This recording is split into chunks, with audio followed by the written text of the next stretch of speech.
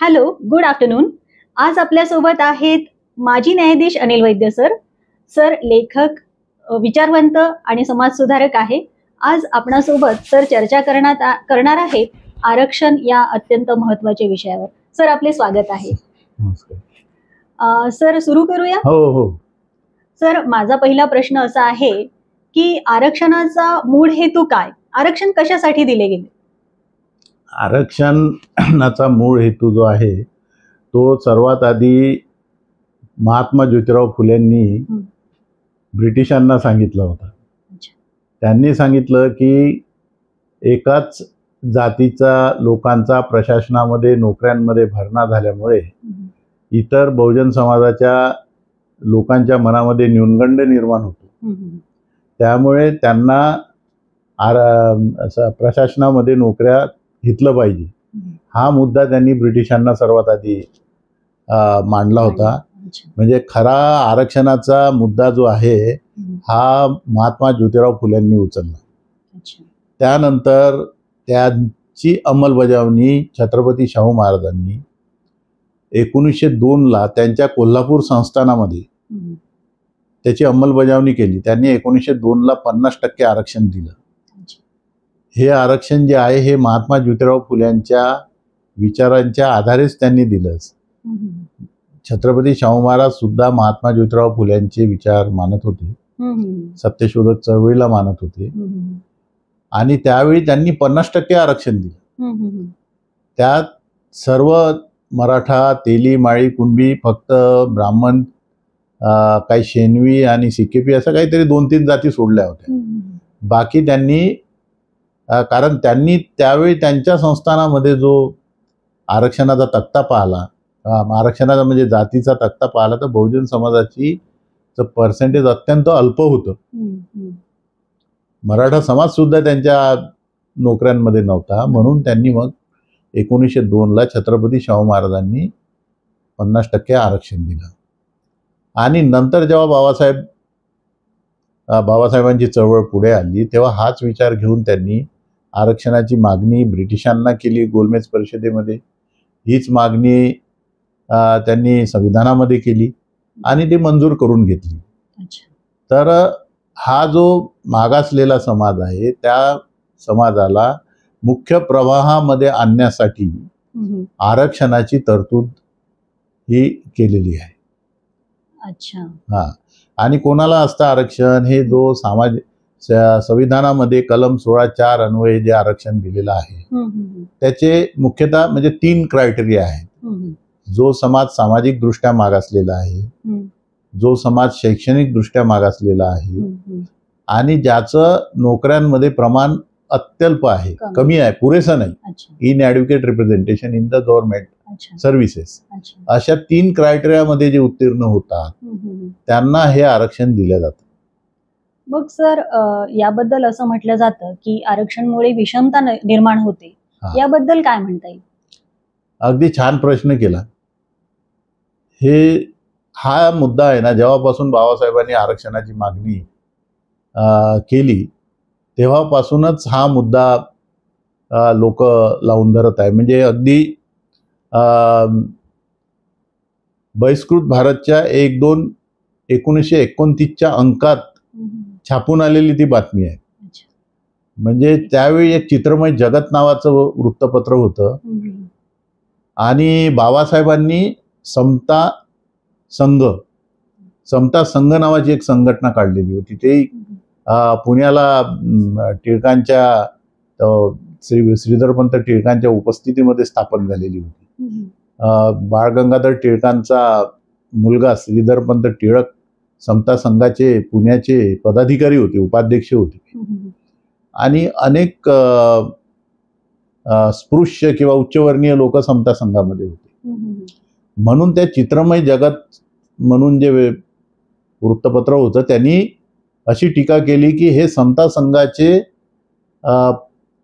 अध्यक्ष असताना हे विषमतेचं बीज कसं काय पाडतात, हे आरक्षण देऊन हे तर विषमता निर्माण होईल.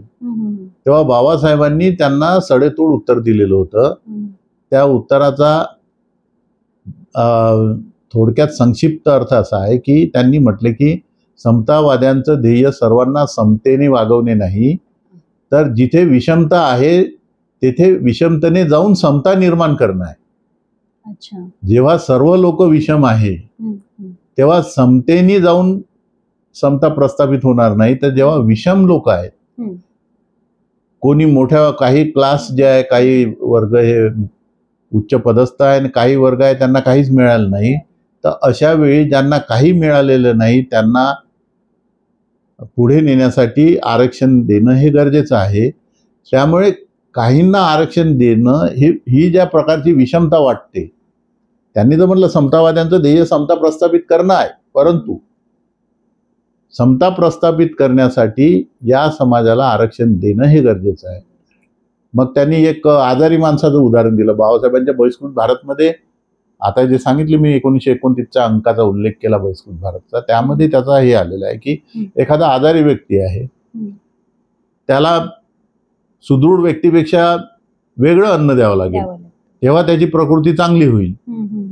किंवा मग छत्रपती शाहू महाराजांनी त्या घोडबागेत नेऊन घोड्याचं उदाहरण दिलेलं होतं. ते एका वकिलांनी म्हटलं की बा हे तर विषमता निर्माण होते, तेव्हा त्याला त्यांनी घोडबागेत नेलं आणि वीक घोडे आणि स्ट्रॉंग घोडे सोडले आणि चणे खायला पाठवलं. तर स्ट्रॉंग घोडे हे धावत गेले, सगळे चणे खाऊन टाकले आणि वीक घोड्यांना काहीच मिळालं नाही. मग त्या विचारणाऱ्यांना, वकील होते ते, त्यांना विचारलं, बघा म्हणे वकील साहेब, हे जे वीक घोडे आहे यांना काहीच मिळालं नाही, चणे नुसते बघत राहिले, म्हणून यांच्यासाठी वेगळी आरक्षणाची तरतूद करावी लागली. अच्छा, म्हणजे प्रात्यक्षिकच करून दाखवलं. हा, तर ही विषमता नष्ट करण्यासाठी हे आरक्षणाची गरज आहे. दुसरं एक सांगतो तुम्हाला की बाबासाहेबांनी सरकारी नोकऱ्यांमध्ये जाण्याचा उपदेश केला. 3-4 ठिकाणी त्या भाषणामध्ये आहे. ते म्हणतात मुख्याच्या जागा पटकवा. त्याच्यामधलं एक वाक्य आहे, ते म्हणतात इतरांच्या मनातील विषमतेची भावना, तुमच्या प्रती असलेली विषमतेची भावना जर नष्ट करायची असेल तर तुम्ही सरकारी नोकरीमध्ये जा. ब्राह्मण समाजाचं महत्व यासाठी आहे की ते सरकारी नोकऱ्यांमध्ये आहे. हे बाबासाहेबांचे वाक्य आहे. मग त्या सरकारी नोकऱ्यांमध्ये जाऊन जे इमेज तयार होईल, एकंदरीत समाजाची इमेज तयार होईल, त्या व्यक्तिमत्वाची होईल, तर त्याच्यासोबत जातीभेद होणार नाही. हे ते बाबासाहेबांचं लॉजिक आहे. आणि मग तिथे जाण्यासाठी तुम्हाला आरक्षणाची मदत घ्यावी लागेल. कारण आजही निवड मंडळ किंवा संस्था ह्या इतक्या निष्पक्ष नाही आहेत की मेरिट जरी असेल तरी त्याला तेथे सिलेक्ट करतील. पण सर, एकीकडे असंही म्हटले जातं की आरक्षणामुळे गुणवत्तेवर परिणाम होतो, याबद्दल काय म्हणता येईल? मुळीच नाही, आरक्षणामुळे कोणत्याही गुणवत्तेवर परिणाम होत नाही. जे आरक्षणामुळे जे रिक्रूट झालेले आहे किंवा नोकऱ्या करताय, मोठ्या मोठ्या पदावर आहेत, चांगलं काम केलेले कुलगुरू आहेत, कमिशनर आहेत, आता सर्वोच्च न्यायालयाचे न्यायमूर्ती B.R. गवई साहेब होत आहेत. म्हणजे आरक्षित समूहाची व्यक्ती हे गुणवत्तेने काही कमी असते असा हा गैरसमज आहे. विदेशामध्ये जे लोक कामावर आहेत, म्हणजे नोकऱ्या करतात, तर तिथे तर काही आरक्षण नाही आहे. अमेरिकेला आहे, जापानला आहे, बोस्टन, इंग्लंडला आहे, सगळ्या देशामध्ये आरक्षणामुळे शिक्षण घेतलेले इंजिनियर, डॉक्टर मुलं आहेत. इंजिनियर जास्त आहे, खूप चांगलं नाव कमावत आहेत. कुठल्याही प्रकारचं त्या राष्ट्रांनी त्यांना दूषण दिलेलं नाही की त्यांचे गुणवत्ता कमी होत आहे किंवा काही. शासनामध्ये, केंद्र सरकारमध्ये, महाराष्ट्र शासनामध्ये विविध ठिकाणी आरक्षणावरून गेलेले जे काही लोक आहेत फार प्रशंसनीय कामं करत आहेत. त्यामुळे हा एक गैरसमज आहे. आरक्षित समाजाविषयी एकदा जे प्रिज्युडिस निर्माण झालं, तर त्या प्रिज्युडिसचं हे आउटपुट आहे की आरक्षित असेल की तर तो गुणवत्ता नाही, हे नाही, असं हे चुकीचं म्हणणं आहे.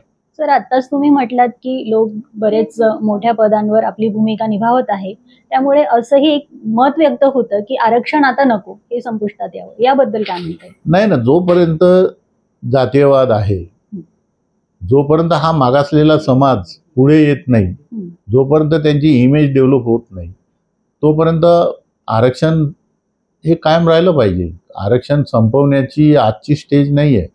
याला अजून काही वर्ष लागतील. संविधान बनवत असताना काही खासदारांनी 10च वर्ष आरक्षण राहावं अशी मागणी केली होती. बाबासाहेबांनी त्याला साडेतोड विरोध केला. बाबासाहेब म्हणाले, जर 10 वर्षाची मुदत टाकत असाल तर मी तुम्हाला जगाच्या वेशीवर टांगेल. आणि बाबासाहेबांनी नोकऱ्यांच्या आरक्षणासाठी कुठल्याही प्रकारची मुदत टाकू दिली नाही. त्यांनी जे राजकीय आरक्षण आहे त्याच्यासाठी 10 वर्षाची मुदत टाकली. लोकसभा आणि विधानसभेच्या ज्या जागा असतात ती मग त्या 10-10 वर्षांनी वाढवत गेले. आजही आहे. परंतु याला मुदत टाकू दिली नाही. म्हणूनच नाही टाकू दिली की जोपर्यंत आमची प्रगती होत नाही. आज जे काही सुटापुटातले लोक, मागासवर्गीय, अनुसूचित जाती जमाती, ओबीसीचे दिसतात, फार लोकसंख्येच्या प्रमाणात नगण्य आहे. अजून काही फार मोठा समाज मागे आहे. अच्छा.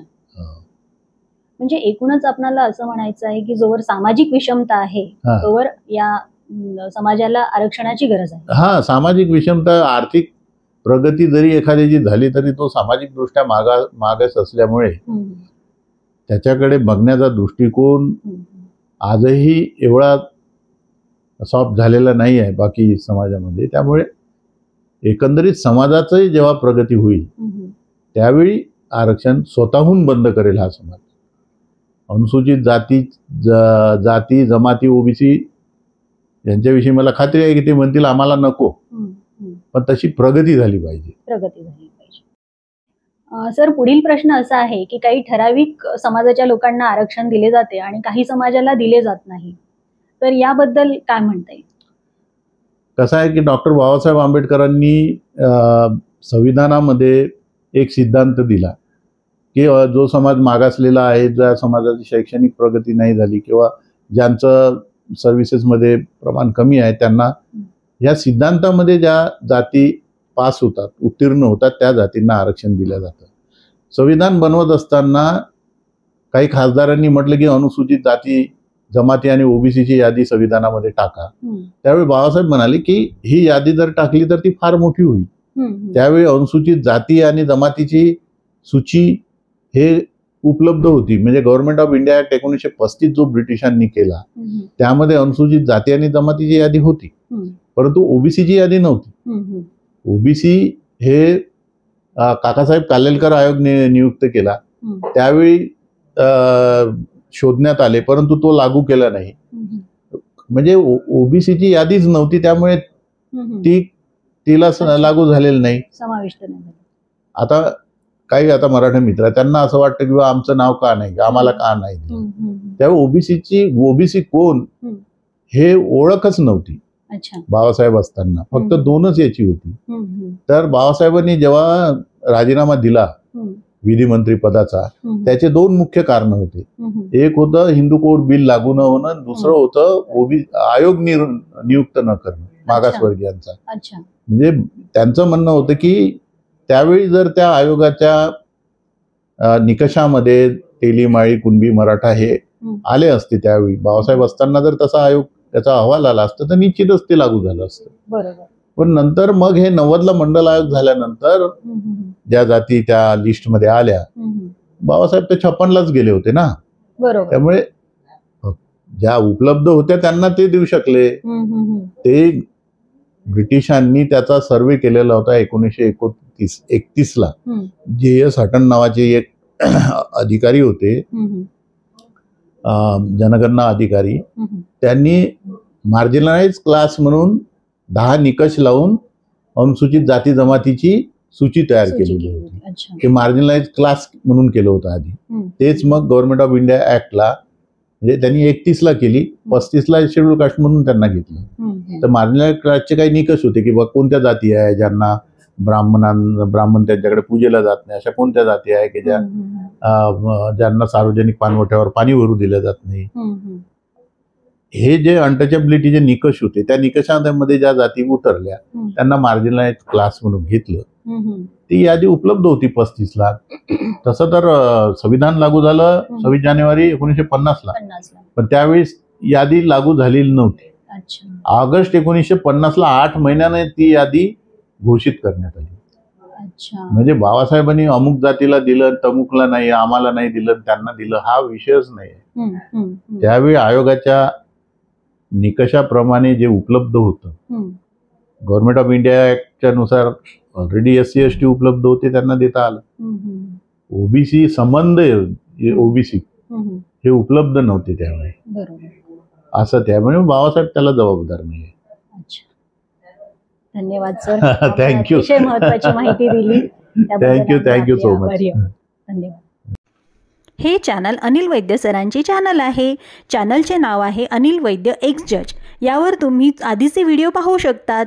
या चॅनलला सबस्क्राईब करा आणि शेअर करा, लाईक पण करा. या चॅनलवरून वैचारिक व्हिडिओ प्रसारित केले जातात. आतापर्यंत 200पेक्षा अधिक व्हिडिओ प्रसारित केले आहेत. आपणास वैचारिक मांडणी करायची असल्यास वैद्य सरांना व्हिडिओ पाठवा, आपला व्हिडिओ प्रसारित करतील. चॅनल सबस्क्राईब करा. थँक्यू.